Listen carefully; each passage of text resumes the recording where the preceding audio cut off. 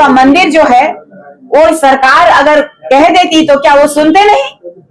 सबसे बड़ी बात है कि जनता के परिप्रेक्ष्य में ही ये सब चीजें संविधान के अंतर्गत मैं सम्मान करती हूँ सुप्रीम कोर्ट का, मैं सम्मान करती हूँ न्याय का मंदिर का, मैं सम्मान करती हूँ हाई कोर्ट का, लेकिन क्यों किसके लिए है ये हाई कोर्ट और सुप्रीम कोर्ट और ये जनता और ये प्रशासन किसके लिए है?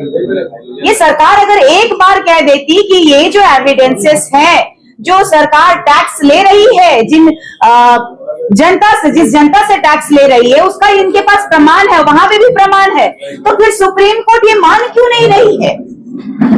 अगर सुप्रीम कोर्ट नहीं मान रही है तो किनकी ये गलती है? क्या यहाँ के पदाधिकारी जो है, सीओ चाहे फिर कोई जो संबंधित पदाधिकारी, क्या उन्होंने डिनाई किया हाई कोर्ट के पास में? एकदम भ्रष्ट सरकार का ये हम लोग जो है मुआवजा भी नहीं मिला, मतलब कहा जाए कि इस भ्रष्ट सरकार की वजह से आज हमें इतनी तकलीफें हो रही हैं, हमारे घरे तोड़े जा रहे हैं, हमारी जमीनें लूटी जा रही हैं। अगर ये भ्रष्ट सरकार नहीं होता तो शायद हमारे साथ भी अन्याय ना हुआ होता। इस तरीके से कल डीआईजी ग्राउंड में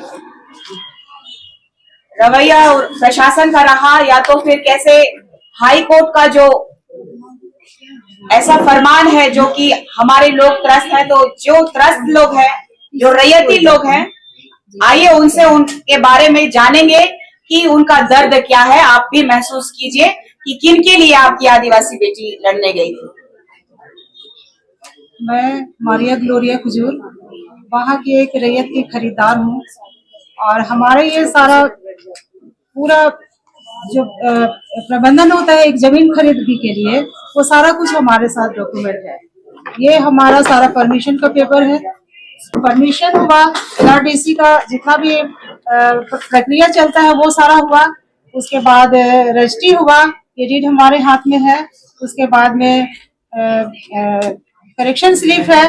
उसके बाद हमारा ये रिसीट इशू हुआ है। ये हमारा जो रिसीट है ये आपका 2026 तक का इशू हो गया है। अभी जब हमारे पास जो ये नोटिफिकेशन आया था, हमारे दरवाजे पर भी चिपकाया गया था नोटिस, उसके आधार पर हमें जगह खाली करने के लिए कहा गया था। लेकिन हमारा कहना है कि ये जो हमने अभी तक जो 2026 तक का लगान जो सरकार को पे किया है, तो ये किस खाते में जा रहा है?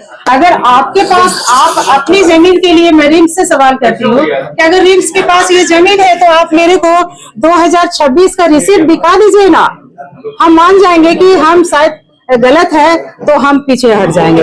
इसका मतलब ये हुआ, अगर वो नहीं दिखा रहे हैं इसका मतलब तो ये होता है कि आपने सारी वहाँ की जो जमीन है, आप जो कह रहे हैं कि ये मेरा जमीन है, तो आपको आकर हमें दिखाना चाहिए अपना पेपर। और जैसा कि हमारा जब से ये केस चालू हुआ है तो हमने हाईकोर्ट का रुख किया था, और हमें पता चला कि 1963-64 में जो नोटिफिकेशन इनको हुआ था उसमें 12 नंबर जो प्लॉट है उसका कहीं भी जिक्र नहीं है, और जो 11 नंबर का है वो पार्ट है, थोड़ा सा जो बचता है कुछ उसके नोटिफिकेशन में आता है।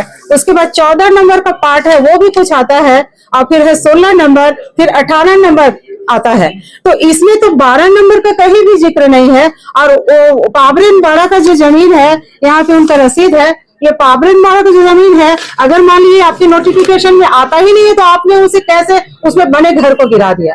और दूसरी बात कि जितने भी हमारे चीफ जस्टिस हुए, और नहीं सॉरी, कि हमारा जो 1301 का जो अभी जो हमने हाईकोर्ट में फाइल किया था PIL, उसमें चीफ जस्टिस ने माना कि जितना भी वहाँ ऑफिसर्स है, COs है, नगर निगम आयुक्त है, रजिस्ट्रार है, इनके करप्शन के कारण ही ये 1301 केस नंबर है जो 11 दिसंबर को ऑर्डर हुआ, जिसके अगेंस्ट में वो 57 पॉइंट पर साफ साफ लिखा है कि इनकी वजह से ही, अगर ये करप्ट नहीं होते तो शायद ये नहीं होता। और उसके बाद देखिए हमारा जो केस नंबर था, हमने PIL जो दायर किया था, हमारे एडवोकेट ने भी साथ बिल्कुल जज से कहा कि अगर आप स्टे लगा देते, फिर ये टाइटल चेक करते, तो हम यूं ही वो जमीन छोड़ देते। लेकिन वो ना अपना कागज दिखा रहे हैं और ना हमारा कागज, तो हम कैसे मान ले कि ये उनके अधीन का है। और हमारा जो इतना डॉक्यूमेंटेशन है जो अप टू डेट है, इवन 2026 तक का हमारा लगान हमने उनको जमा कर दिया है, तो वो कैसे हमें कहते हैं कि आप इलीगल हो। और दूसरी बात कि ये जो हमारा डीआईजी ग्राउंड है, वहां ना ही कोई बाउंड्री वॉल है, ना रिम्स का कोई जगह दिखाई देता है, ना कोई डॉक्टर्स कॉलोनी है, इवन एक बाउंड्री वॉल नहीं है, तो वहां वो कैसे उसे अपना परिसर मान लेते हैं। और दूसरी बात कि हमारे वो जो डीआईजी ग्राउंड है, और अगर उनका था तो उन्होंने आज तक बाउंड्री वॉल क्यों नहीं किया, अपने कब्जे में क्यों नहीं लिया। और वहां पे देखिए हमारे भगवान बिरसा मुंडा का स्टेच्यू लगा हुआ है, अखाड़ा है, भुमकुड़िया है, मसला है, इनको नहीं तोड़ा जा रहा। यहाँ पे बुद्ध पार्क बना हुआ है और मंदिर है, उनको नहीं तोड़ा जा रहा है। मेरा कहना है कि क्या हमारा जो वहाँ हमारे इतने मेहनत की जो जीवन भर की कमाई से हमने एक घर बनाया, वो हमारा घर एक मंदिर नहीं है। ठीक है, ये सब जितने भी हमारे जो सांस्कृतिक धरोहर है, इनको आप बचा रहे हैं, तो क्या हमारे झारखंड के जो लोग हैं उनको आप नहीं बचा सकते। हमारा कहना है कि अगर आपका ये प्रॉपर्टी है, आपकी जितना भी वहां पे अधिकृत जमीन है, आप उसका सबसे पहले आप मापी करते, नाप करके निकालते कि वाकई हमारा जो जमीन है वो कहां से कहां तक जाता है। उसके बाद आप हमारे पास आते, और आप अगर सारे कागजात लेकर आते और हमारे इस कागजात की काट करते, तो हम जरूर मान लेते कि शायद हम गलत हैं और हम ये जमीन छोड़ देते।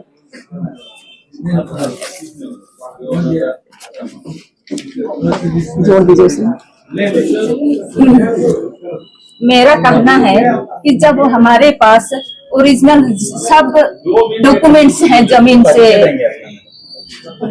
अपना परिचय दे दीजिए पहले। मेरा नाम है फुलजेंसिया किंडो।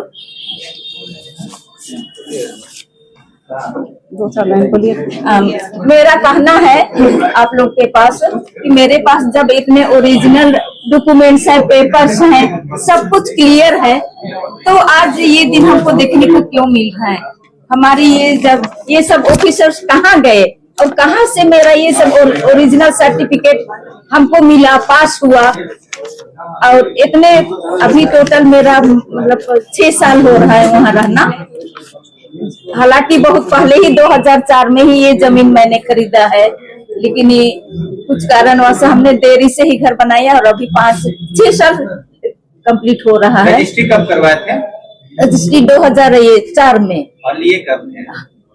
हाँ, लिए कब, वही 2004 में ही। लेने के बाद ही पावर ऑफ अटर्नी दिख रहा है प्रकाश गुरु के नाम से। हाँ, तो उन्हीं का ही है, उन्हीं का ये उन्होंने ही दिलवाया था। तो पावर ऑफ अटर्नी ले लिए थे ना पोकर मोजा में जो मालिक है, उसके बाद आप लोग प्रकाश गुरु से आप लिए थे। हाँ हाँ।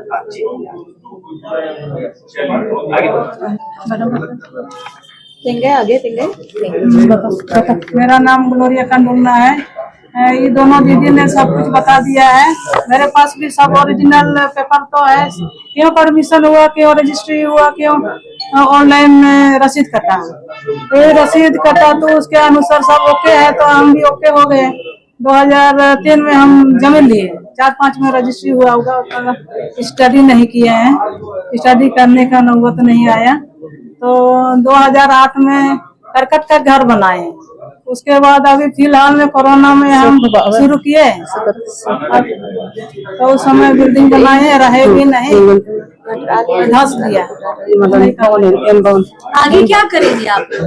मैम देखिए, ये जो कल की जो घटना है, देखिए इतने दिन से मतलब 3 तारीख को जो उन्होंने हमारे दरवाजे पर जो नोटिस चिपकाया है, वो पुरानी रेंज के किसी केस नंबर के सिलसिले में, तो उस दिन से हम परेशान हैं कि मतलब शायद हमारे घर में ऐसा कुछ होगा। और ये जो झारखंड सरकार, रांची झारखंड प्रशासन और झारखंड हाईकोर्ट ने जो अपना दलील यहाँ पे पेश किया है, उसके आधार पे हमें दुख है। और उस दिन से लेकर आज तक, जबकि बुलडोजर अभी भी वहां चल रहा है, हम यहाँ बैठे हैं लेकिन हमारे घरों पे चल रहे हैं, तो इस दिन तक किसी ने भी आकर, झारखंड के इतने मंत्री हैं, इतने नेतागण हैं, इतने सोशल वर्कर्स हैं, इतने हमारे आदिवासी बहुत सारे जो कमिटीज हैं, किसी ने भी आकर हमें आकर कोई सांत्वना दिया और न ही कुछ नहीं दिया।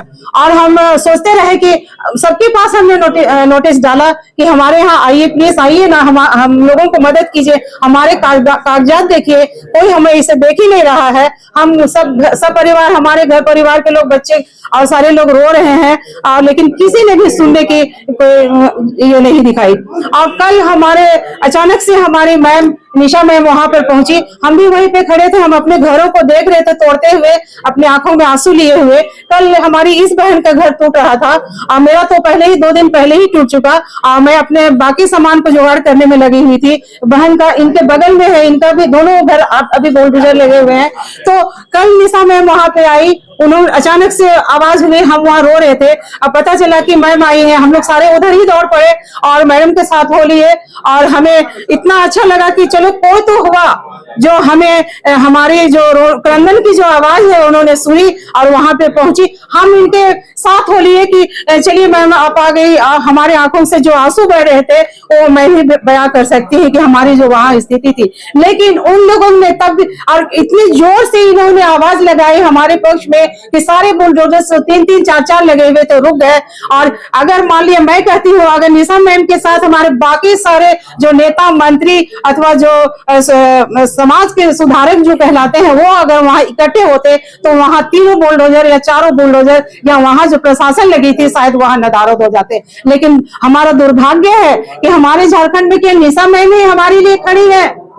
इनको किस तरह से ये साड़ी पहनी हुई थी और उन्होंने एकदम बेदर्दी से उनको मतलब उनके कपड़ों को इस तरह कर दिया, इनके गाल में हाथ लगाने लगे। हम वहीं पे पड़े हुए थे, हमारे पर भी कुछ इस तरह का एक्शन हो गया। आप देख सकते हैं मेरी ये बाई उंगली है, ये अभी भी आपको सूजन में पड़ा हुआ है। एक प्रशासन की महिला ने मेरे अंगुली को चश्मा से मैं इसमें पकड़ी थी, चश्मा कहीं कि मैंने चश्मे को उठाया और जैसे पकड़ी हुई थी उसने ऐसा मरोड़ लगाया, चश्मा तो टूट ही गया और ये अंगुली मेरा अभी यूं ही सूजन में पड़ा हुआ है। और बाकी उन्होंने बाल वगैरह भी खींचे, मैम का तो जो किया सो किया, लेकिन हम लोगों के हाथ ऊपर भी हाथ, मैं कुर्ता पहनी हुई थी, मेरे सारे कुर्ते फाड़े गए और मैम लोग सारे गिरे पड़े हुए थे, हम लोग सब जमीन पर, और वो लोग जैसे तैसे हम लोगों को मतलब लटका रहे थे ऊंचा उठा के, मैम का साड़ी बेतरतीब से इधर उधर, क्योंकि इज्जत भी वो नहीं देंगे हमें।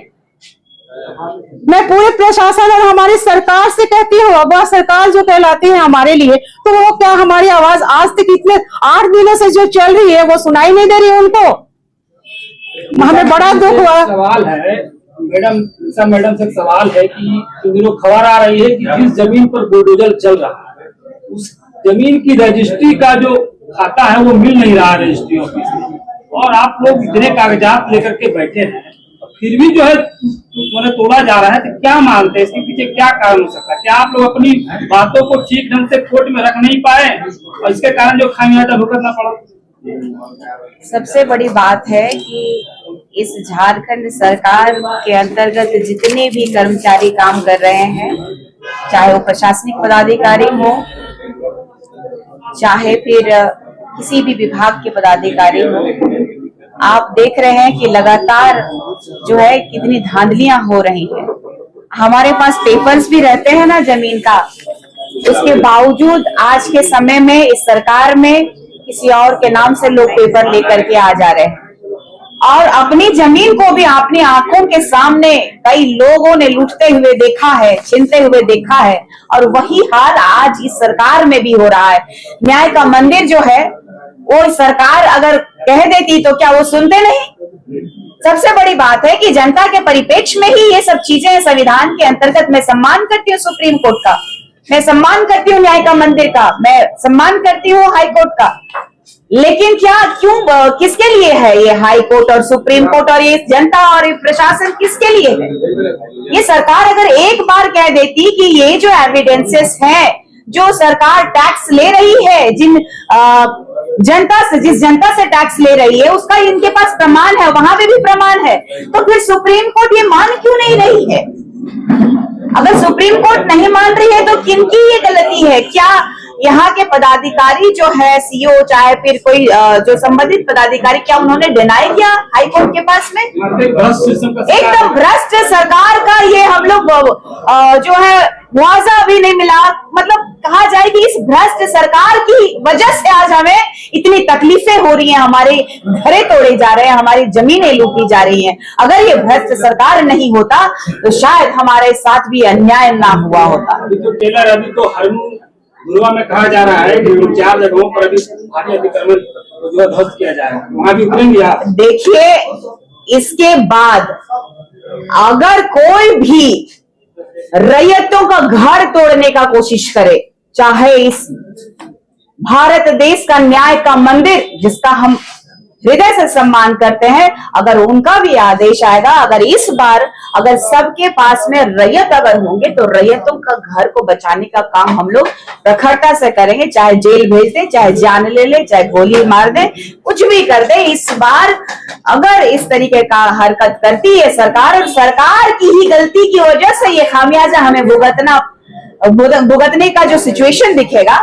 तो उस समय सबसे पहले मैं वहां पहुंचूंगी और मैं भी देखती हूँ कि बुलडोजर ये लोग कैसे चलाते हैं।